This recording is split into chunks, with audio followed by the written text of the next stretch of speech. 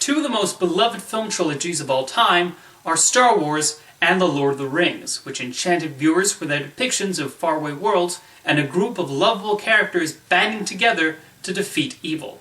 While Star Wars was an original idea inspired by old-school science fiction serials, and The Lord of the Rings was based on a popular trilogy of books, there was a sense there were more stories to tell. It was inevitable we would see Star Wars Episodes 1 through 3, and that J.R.R. Tolkien's The Hobbit would be adapted to the screen. George Lucas and Peter Jackson did eventually direct these long-awaited prequels, and the results got some rather mixed responses from fans. Which one do I prefer, though? Well, let's take a look at what was promised. George Lucas maintained that the Star Wars saga was really about the Darth Vader character, and so there was a sense of curiosity about what was it that led Anakin Skywalker to turn to the dark side of the Force.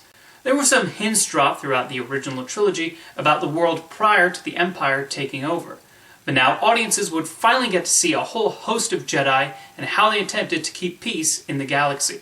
In regards to The Hobbit, there was already a beloved source material from which to draw from. While The Lord of the Rings was based on 3 books, so it logically became 3 movies, The Hobbit is only about 300 or so pages. Adapting that into 2 movies was seen as acceptable, and then it was announced the films would take up an entire trilogy, which was an interesting creative choice. Curiously, while I think The Hobbit could have been done as 2 films, I think the events in that trilogy were more exciting to me. There's a lot more plot-wise going on in the first 2 Hobbit movies as we follow Bilbo Baggins and the dwarves through Middle-earth as they track down Smaug the dragon and his treasure. The third film, The Battle of the Five Armies, mostly consists of one long battle sequence. Bilbo even ends up being a supporting player in his own story as we watch the various dwarves, elves, and orcs in this skirmish. George Lucas tells his lead character's story through a longer period of time during his trilogy. While a good amount of attention is given to Anakin in The Phantom Menace, he's not the main focus of that film, as it's primarily about Obi-Wan and Qui-Gon dealing with a trade war and attempting to protect Queen Padmé Amidala. What we do see of Anakin is just a child with little indication of the evil he is about to become. Even his screen time with Obi-Wan is incredibly minimal. Anakin becomes more prominent in Attack of the Clones, but we only get a few scenes with him and Obi-Wan together. A lot of his screen time in Episode 2 involves his romance with Padmé, consisting of dull scenes of them making googly eyes and Anakin complaining about sand. I don't like sand. It's coarse and rough and irritating, and it gets everywhere. Meanwhile, it's Obi-Wan who gets to go off and have his adventures. I do think the Star Wars prequels finally reached their full potential with Revenge of the Sith. That one truly gives a sense of Anakin's turn and why he turned against the Jedi, and his character development in that film is better conveyed than in the previous 2 films. The vastness of the films means we're introduced to a wide variety of supporting characters. Jar Jar Binks is probably the most infamous character in Star Wars history, and I do tend to agree with the consensus that he was not an endearing comic relief, and was mostly relegated to low-brow jokes. Darth Maul was hyped up as a major villain, but I think he's just another Boba Fett. Visually he looks cool, but he's mostly a lackey following orders and he goes out like a wimp. And Qui-Gon Jinn might be one of the worst Jedi in history. He causes so many problems for the galaxy by hyping Anakin up as the Chosen One and taking him away from his mother. And then he loses the fight with Darth Maul in a rather pathetic way. Although the Jedi Council and their arcane rules don't help either. Thankfully, Obi-Wan ends up being the most interesting character in the trilogy. Not only does Ewan McGregor genuinely feel like a younger version of the old mentor played by Alec Guinness in the original films, but he really shows the heartbreak he feels at seeing his friend Anakin turn to the dark side. The Emperor also proves to be a sneaky antagonist, especially in Revenge of the Sith. Knowing one's World War II history and seeing the parallels with the Third Reich's rise to power adds a further level of menace. The Hobbit, meanwhile, managed to feature some compelling personalities, even if the ensemble isn't quite as developed as in The Lord of the Rings. Unlike most, I did find the dwarves were able to attain distinct personalities, though Thorin does become the one the film concentrates on. The Hobbit shows the desperation with getting that treasure and how the obsession drives him mad, but I did like seeing his friendship with Bilbo evolve.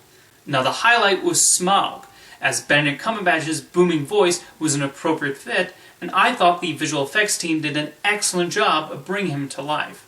I know there was some griping over the addition of Toriel, the female elf, played by Evangeline Lilly, and who does not appear in the books, but I did not mind her inclusion.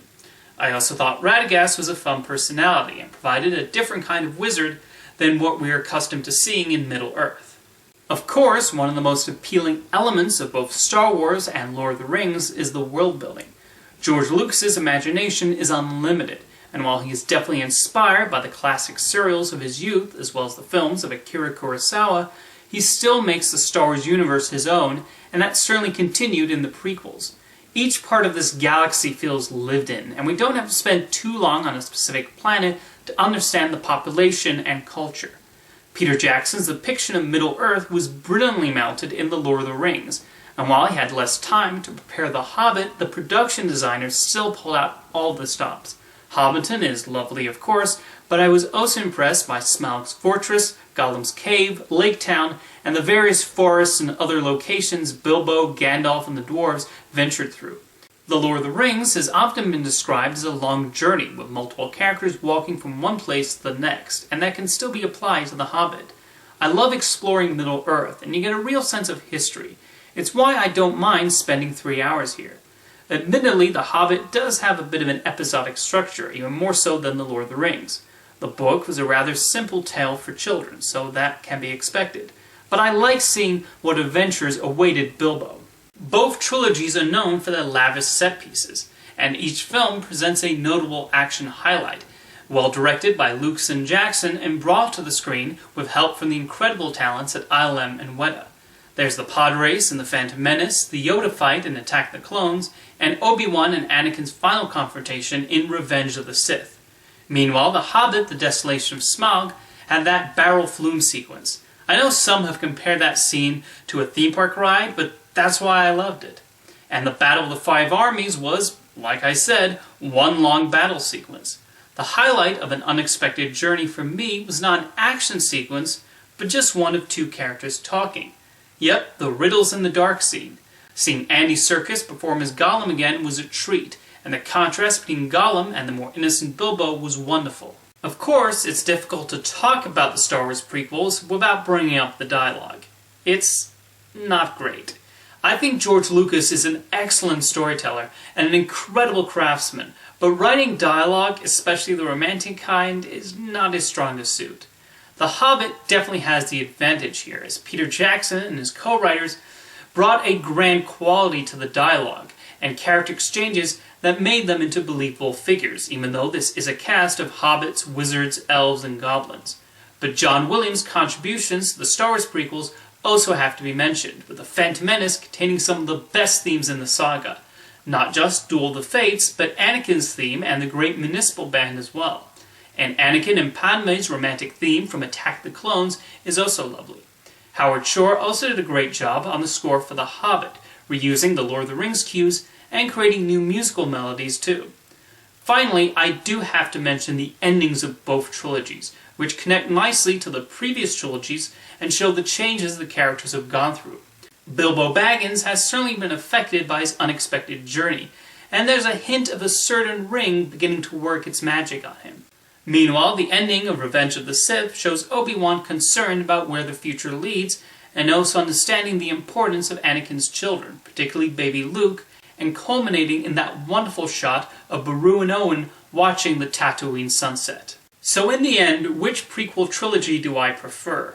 I feel either opinion is going to be controversial, but I have to be honest here.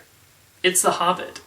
The Star Wars prequels certainly do a lot right, especially in Revenge of the Sith, but I can't quite overlook my problems with The Phantom Menace and Attack of the Clones, including some stilted dialogue and performances, a dull romance that drives a considerable amount of Anakin's motivation, unfunny attempts at comic relief, and not spending enough time on Anakin and Obi-Wan's friendship and being Jedi together. The Hobbit is a more satisfying adventure in my opinion. Could it easily been done with 2 movies other than 3? Certainly, and I do feel bad for Peter Jackson, who found himself burned out while making these films. But I was nonetheless emotionally invested through Bilbo's story. I loved going to Middle-earth again, and I felt it was a more than respectful take on Tolkien's material. While maybe not on par with what Jackson pulled off with The Lord of the Rings, I was still drawn into this fantasy world and the various places the characters visited, and I really felt the stakes as Bilbo and the dwarfs came head-to-head with these orcs, Smaug, and the giant battle that ultimately culminated the story. But I'm very interested in knowing your thoughts, and I'm sure there are going to be a variety of interesting and worthwhile opinions in the comments. Let me know whether you prefer the Star Wars prequels or The Hobbit, and I'll see you next time.